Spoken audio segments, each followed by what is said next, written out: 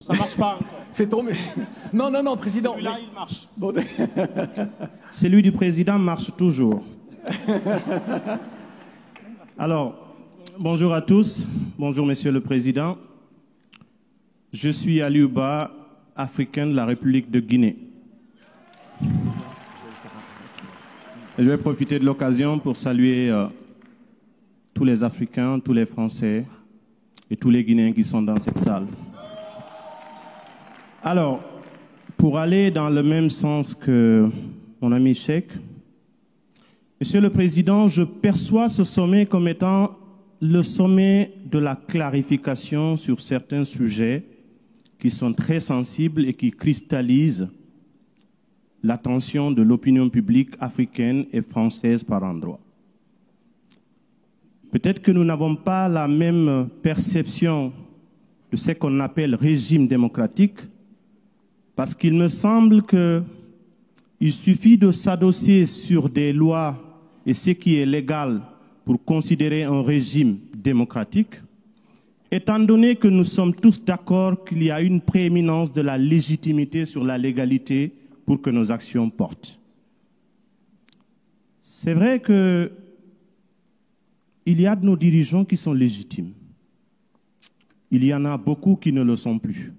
Mais ce que je suis en train de dire, ce n'est pas de vous demander de vous occuper de nos dictateurs. Nous le faisons et nous continuerons de le faire.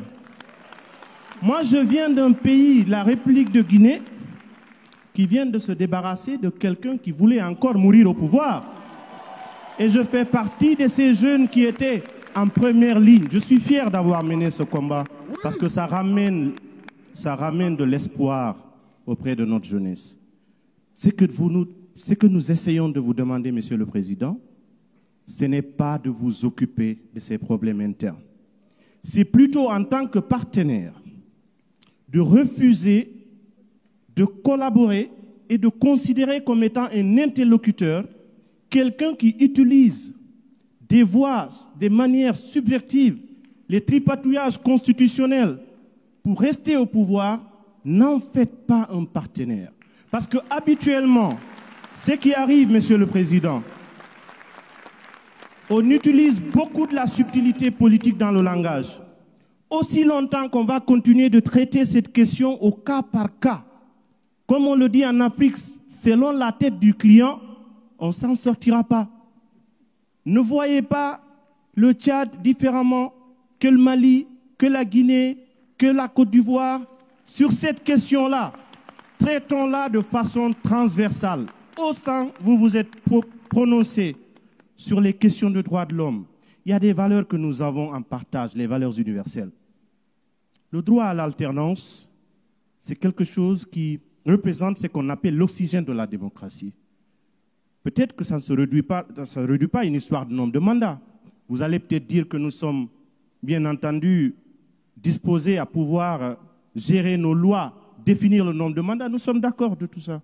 Mais encore une fois, je le réitère, il n'y a pas d'amalgame dans notre démarche. Il ne s'agit pas de dire à la France, empêchez que tel le fasse. Nous le ferons nous-mêmes, nous n'attendrons personne pour le faire à notre place. Nous continuerons de le faire, mais n'en faites pas des partenaires selon les cas en rapport avec soit des intérêts géopolitiques, des intérêts stratégiques, des intérêts militaires ou des choses comme ça. C'est ce que l'Afrique ne comprend pas et admettez avec nous que cette subtilité entretient la suspicion. Et ce que nous voulons rebâtir à partir d'aujourd'hui, Monsieur le Président, la confiance mutuelle, elle est fondamentale.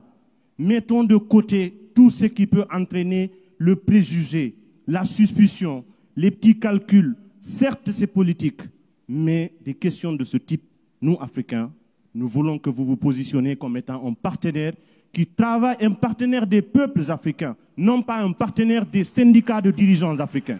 Voilà ce que nous avons voulu exprimer et je viens en appui avec ce que Cheikh va dire.